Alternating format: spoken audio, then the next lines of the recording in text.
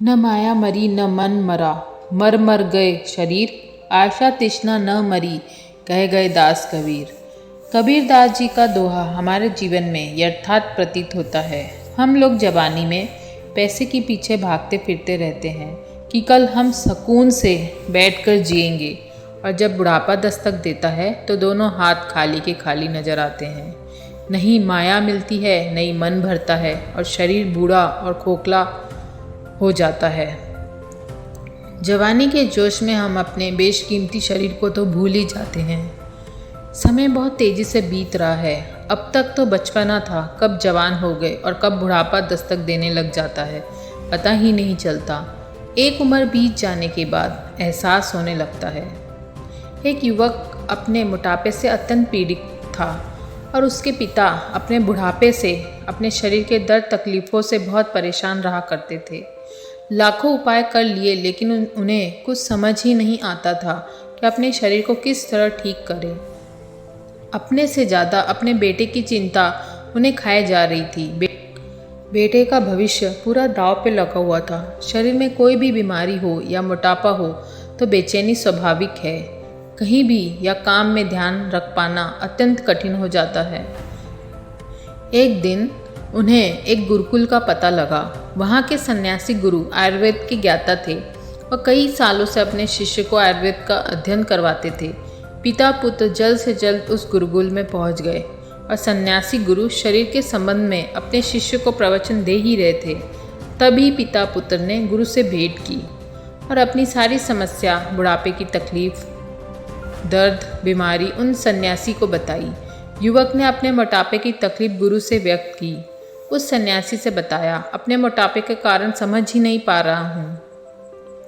गुरु बहुत मुस्कुराए और पिता पुत्र से कहा, आप जैसे शहरी लोग पीड़ित होकर अनेक आते हैं, स्वस्थ जीवन जीने का राज जानने के बाद उसे अमल नहीं करते और नियम का पालन ही नहीं करते, फिर उन्हें आयुर्वेद के अनुसार कोई फर्क नहीं पड़ता।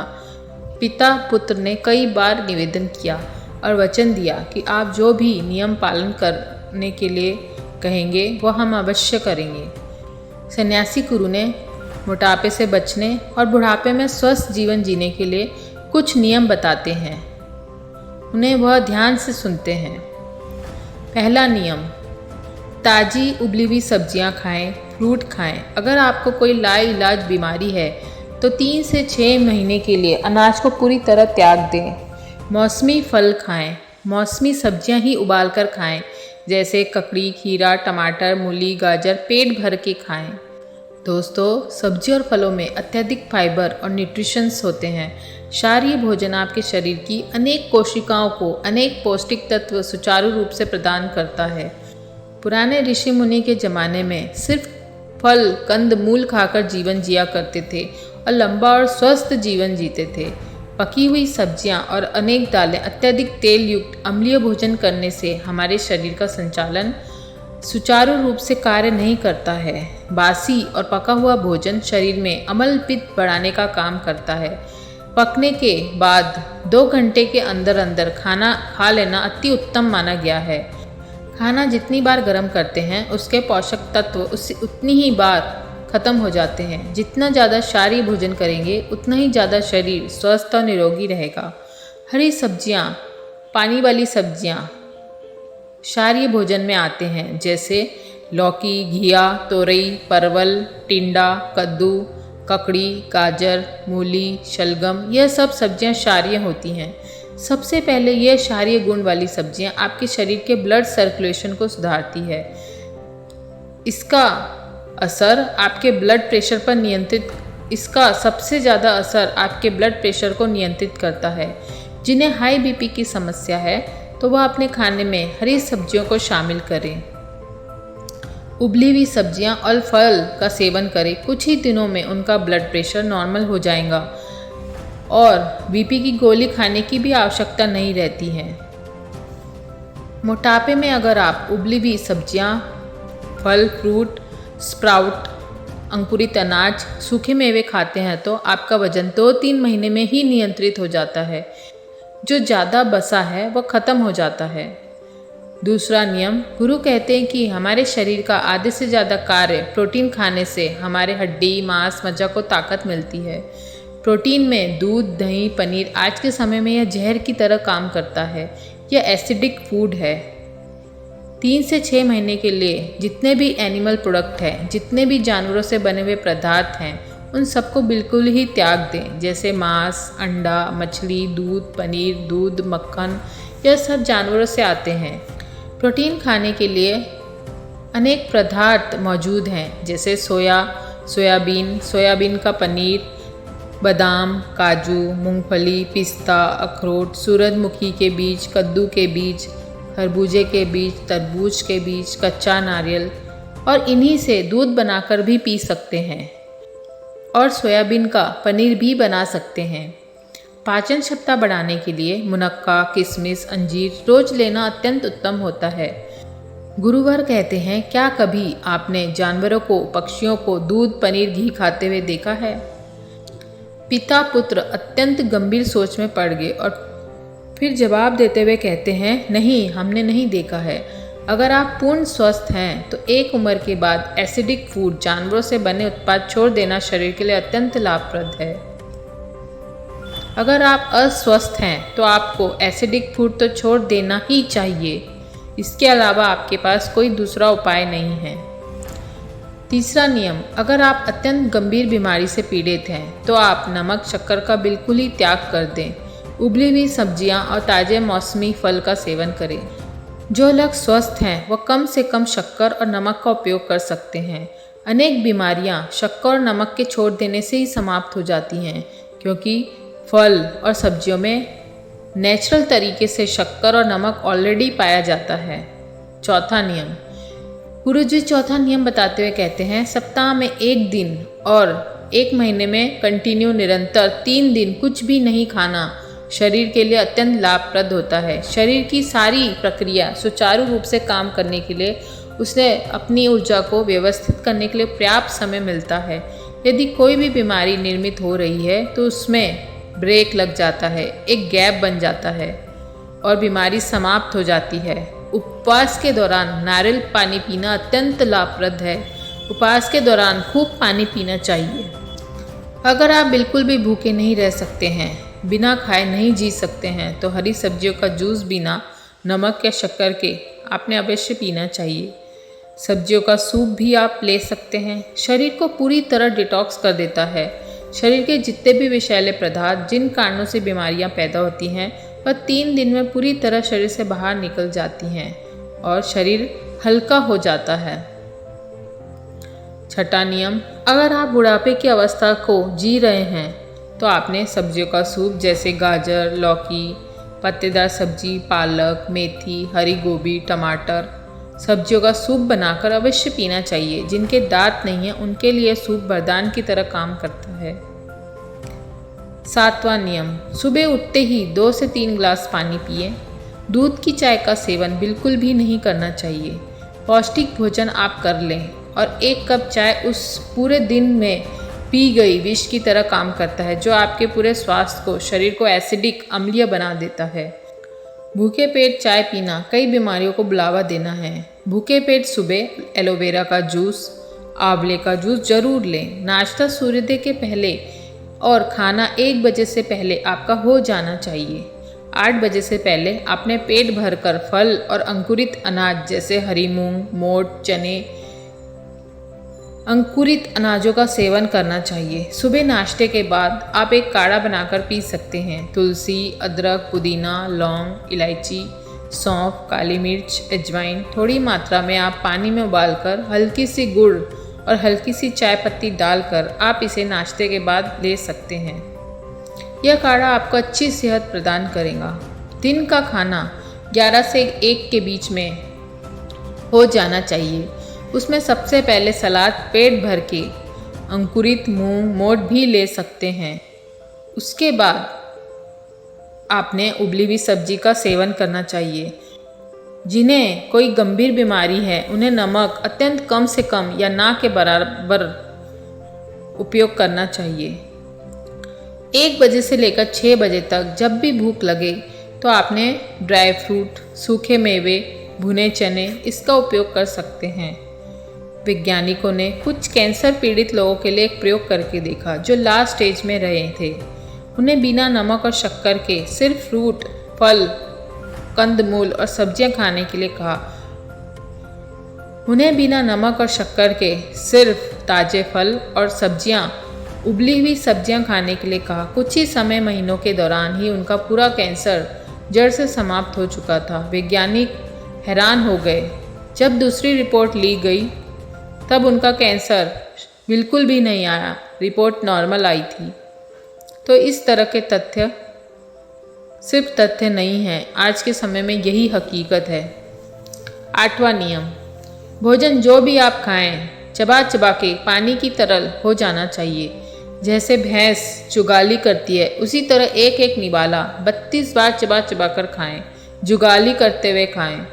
आयुर्वेद में कहा है भोजन पानी की तरह पिएं और पानी भोजन की तरह खाएं।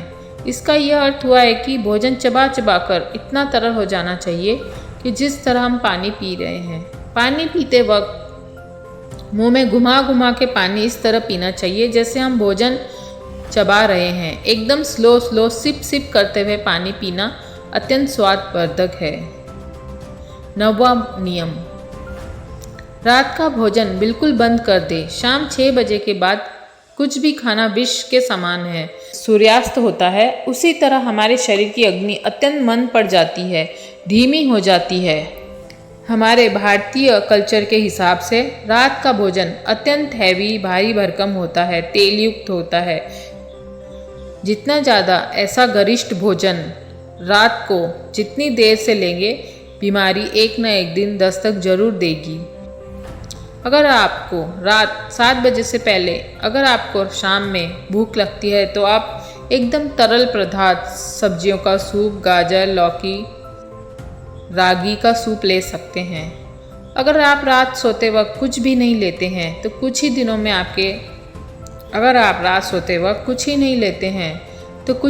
आपको अपने शरीर में सकारात्मक प्रभाव नजर आने लगेगा।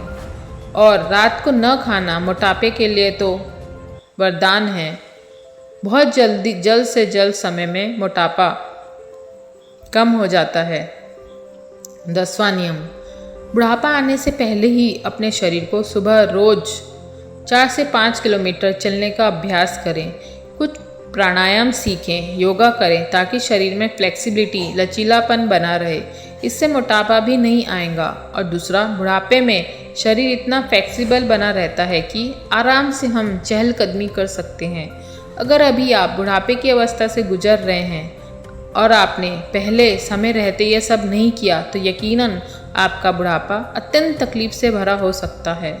अब आपके लिए बुढ़ापे की दर्द तकलीफ का एक ही सहारा है, आप अपना भोजन पूरी तरह चेंज कर दें। ऊपर लिखी बातों पर गौर करें। जो लोग आसानी से योगा कर सकते हैं वह योगा करें, लोम विलोम करें। 11वां नियम, यदि आप शरीर की दर्द तकलीफ़ों से अत्यंत पीड़ित हैं तो आप निरंतर शरीर की मालिश करवाएं। बुढ़ापे में यह मालिश वरदान की तरह साबित होता है। शरीर की नस नाड़ियों में रक्त सुचारू रूप से बहता है और नस नाड़ियाँ लचीली बनी होती हैं।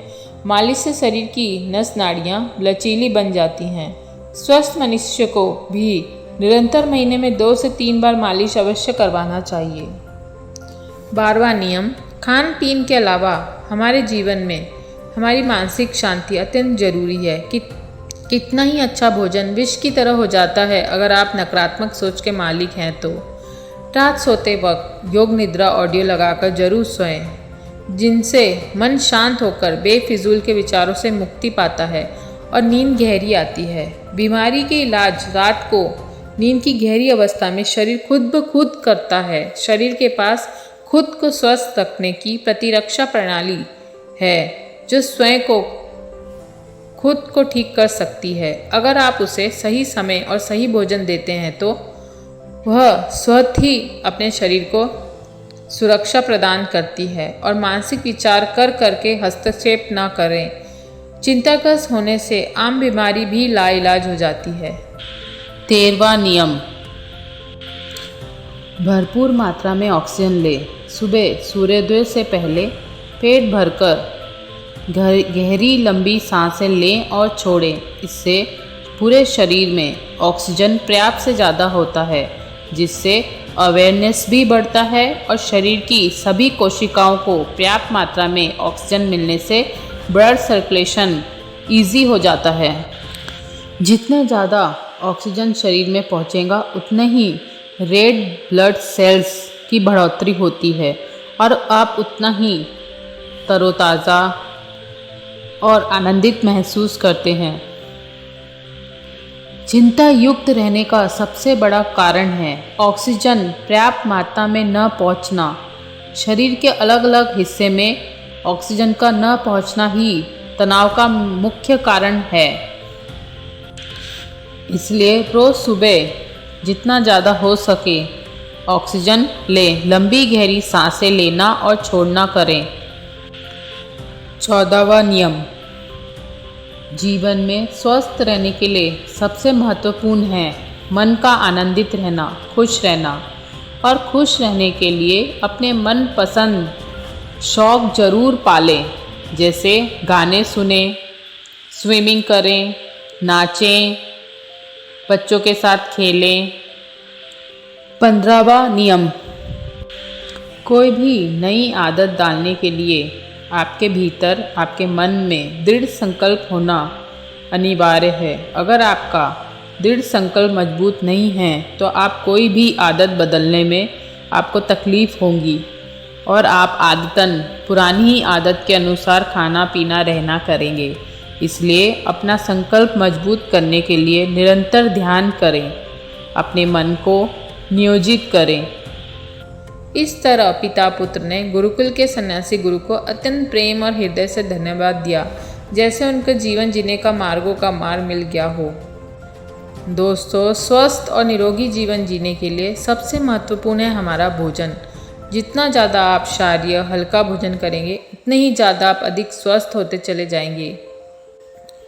जो लोग बिल्कुल स्वस्थ हैं वो हफ्ते में 1-2 बार अपना मनपसंद भोजन अवश्य कर सकते हैं, लेकिन जो गंभीर बीमारी से पीड़ित है वह मन के चक्कर में ना पड़े। सादे से सादा भोजन ही उनके स्वास्थ्य को वरदान में बदल सकता है। दोस्तों, स्वस्थ और निरोगी जीवन जीने के लिए सबसे महत्वपूर्ण है हमारा भोजन। जितना ज़्यादा आप क्षारीय और हल्का भोजन करेंगे उतना ही ज़्यादा आप अधिक स्वस्थ होते चले जाएंगे। बीमारी आपके पास नहीं फटकेगी। दोस्तों, अगर इस वीडियो से कुछ भी सीखने मिला है तो कमेंट बॉक्स में कमेंट करना ना भूलें और एक सब्सक्राइब तो बनता ही है। फिर मिलेंगे नए किस्से कहानी के साथ, तब तक शुभेच्छा।